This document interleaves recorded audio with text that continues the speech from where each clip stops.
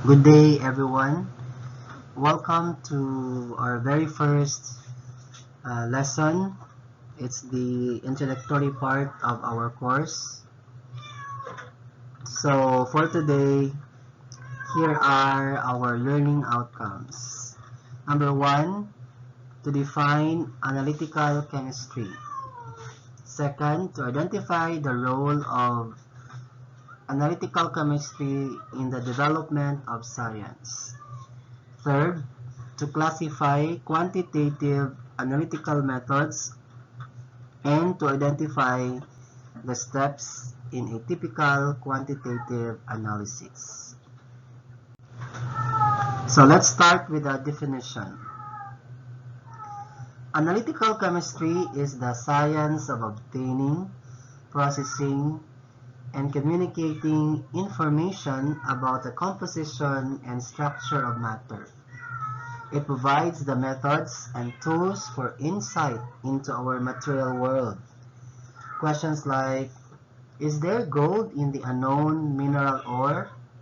Or what is the blood oxygen saturation level in COVID-19 patients? These questions can be answered by analytical chemistry. Therefore, analytical chemistry is a measurement science consisting of a set of powerful ideas and methods that are useful in many fields. It can be qualitative, meaning it establishes the chemical identity of the species in the sample, or quantitative, meaning it determines the relative amounts of species or analyte in numerical terms. In other words, it is the art and science of determining what matter is and how much of it exists. For sure, you have heard this in the news. The picture on the screen. There was much buzz online when photo and video of Manila Bay with surprising turquoise blue water came out. Some people thought it was proof of how nature is healing itself during this pandemic. But science, through chemical analysis, through analytical chemistry, confirms this phenomenon is actually caused by high water pollution. In this scenario, we can ask qualitatively, what are the different pollutants present? Obviously, there would be many. Or quantitatively, we ask, how much pollutants are there? What is the level of pollution? What's the concentration of these pollutants in the water? It would be very high, that it causes change in the color of the waters in Manila Bay. Analytical chemistry plays a vital role in the development of science. Those who are in the field, the analytical scientists or chemists, use their knowledge of chemistry, instrumentation, computers, and statistics to solve problems in almost all areas of chemistry and for all kinds of industries. For example, their measurements are used to assure the safety and quality of food, pharmaceuticals, and water, to assure compliance with environmental and other regulations, to support the legal process. The results can actually convict or acquit the accused, to help physicians diagnose diseases, and to provide measurements and documentation essential to trade and commerce. So, analytical chemistry can be a challenging profession that makes significant contributions to many fields. The central location of analytical chemistry, as what's shown in the diagram, signifies its importance of its interaction with many other disciplines. So, how is quantitative analysis classified? We compute the results of a typical quantitative analysis from two measurements. One is the mass or the volume of sample to be analyzed. The second is the measurement of some quantity that is proportional to the amount of analyte in the sample, such as mass, volume, intensity of light, or electrical charge. This measurement usually completes the analysis, and we can classify analytical methods according to the nature of this final measurement. We have gravimetric methods. So these methods determine the mass of the analyte or some compound chemically related to it. Example is the moisture content determination in food sample. In volumetric method, the volume of a solution containing sufficient reagent to react completely with the analyte is measured. Example is ascorbic acid determination in a multivitamin tablet. We also have electroanalytical methods, which involve the measurement of such electrical properties as voltage, current, resistance, and quantity of electrical charge. Example is the use of biosensor to detect pollutants in the river. And then we also have spectroscopic methods, which are based on measurement of the interaction between electromagnetic radiation and analyte atoms or molecules, or on the production of such radiation by analytes. Example is the forensic toxicological analysis of hair. A typical quantitative analysis involves the sequence of steps shown in the flow diagram. In some instances, one or more of these steps can be omitted. For example, if the sample is already a liquid, we can avoid the dissolution step. Most topics that we will cover in this course focus on the last three steps in the figure. In the measurement step, we measure one of the physical properties mentioned in the previous slides. In the calculation step, we find the relative amount of the analyte present in the samples. In the final step, we evaluate the quality of the results and estimate their reliability. So to illustrate the whole steps, let us have a case study. The problem, we have the dead white-tailed deer near a pond. So the government chemical diagnostic laboratory helped find the cause. So in the site investigation,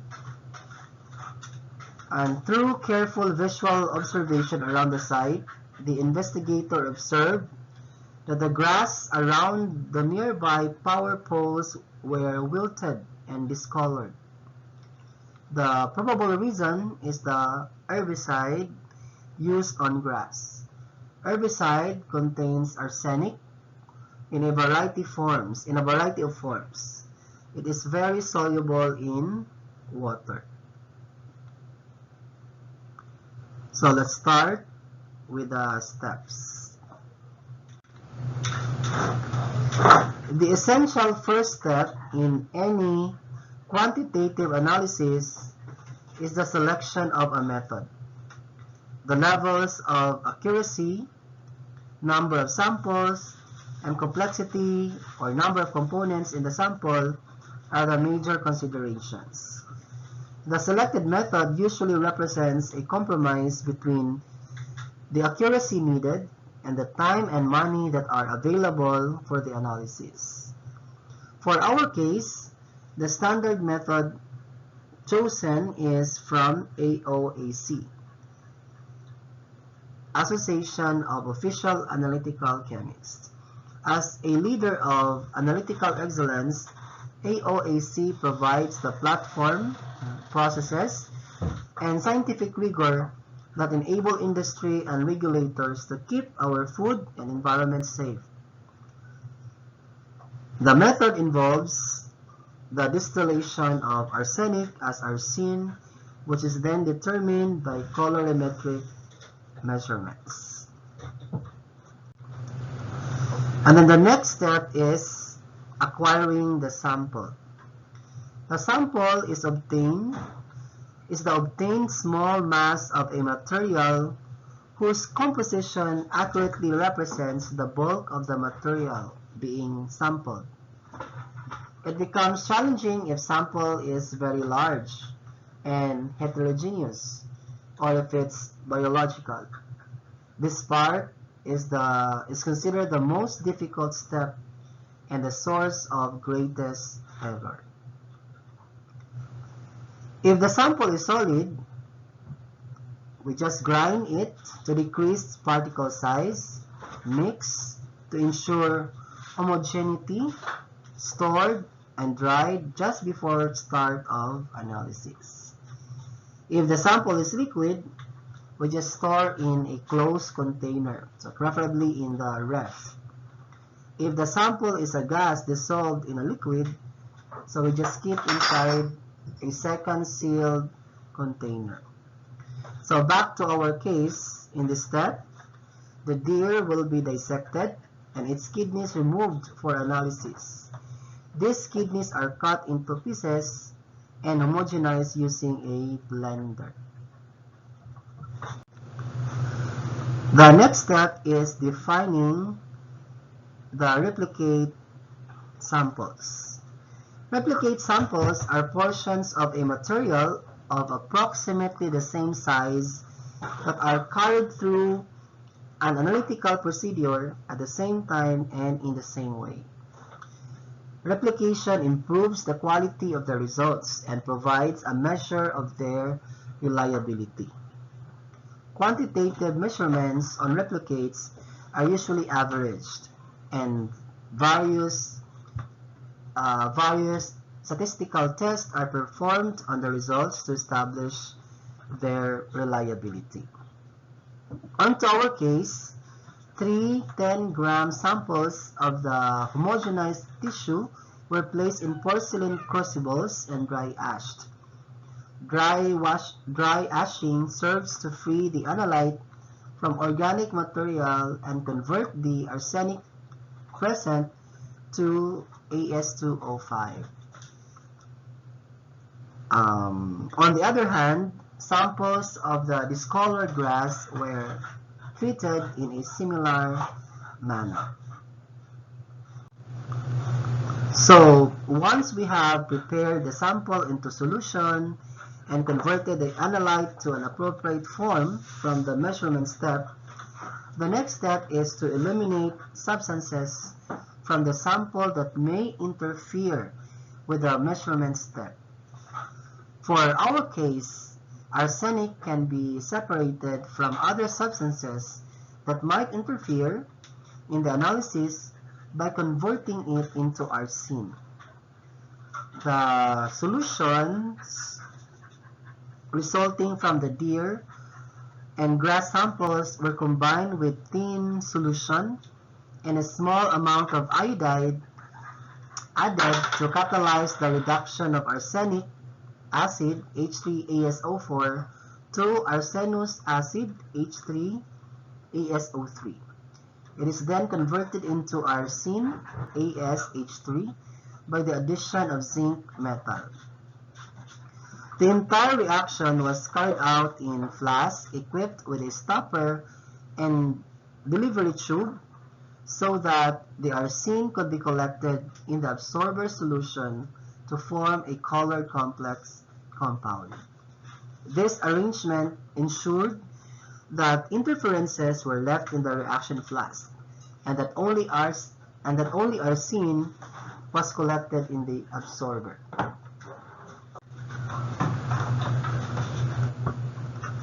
The amount of arsenic in each sample was determined by measuring the intensity of the red color formed in the cuvettes with an instrument called spectrophotometer.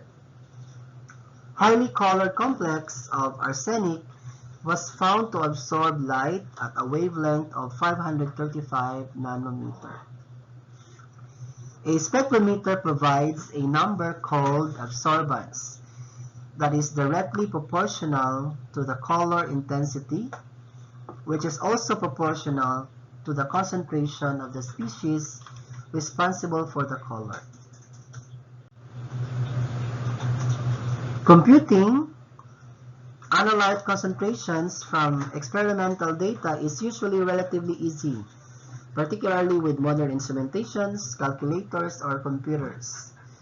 To use absorbance for analytical purposes, a calibration curve, that is the figure in the upper right, a calibration curve must be generated by measuring the absorbance of several solutions that contain known concentrations of analyte. We call this as the standard solutions. The figure in the lower part shows that the color becomes more intense as the arsenic content of the standards increases from 0 to 25 ppm or parts per million. Constructing and using a calibration curve are shown in the figures in the upper part. The absorbance values are plotted against the concentrations of the solutions in the cuvettes. Finally, the concentrations of the unknown solution from the deer and the grass are read from the plot. From the equation of the line obtained from the calibration curve, we can calculate the concentration of arsenic in the kidneys of the deer and that of the grass. The results show that the arsenic concentration is greater than the toxicity threshold level, which is only 10 ppm. We can conclude, therefore, that the deer kill is due to their consumption of grass, which is highly contaminated with arsenic. The analytical results are incomplete without an estimate of their reliability. So the last step is evaluating the reliability of the data. The data can be analyzed using the statistical methods. The experimenter must provide some measure of the uncertainties associated with computed results if the data are to have any value. So the reliability and the stat methods that we will use will be discussed in our next lesson. So, to summarize, the steps in quantitative analysis include selecting the method, acquiring the sample, processing the sample, eliminating interferences, measuring the amount of analyte, calculating results, evaluating reliability of data. So that's it for today. If you have any concern about our lesson, don't hesitate to contact me here in eLearn, or you can just email me, or in any means you prefer. So have a good day, everyone, and see you in our next lesson.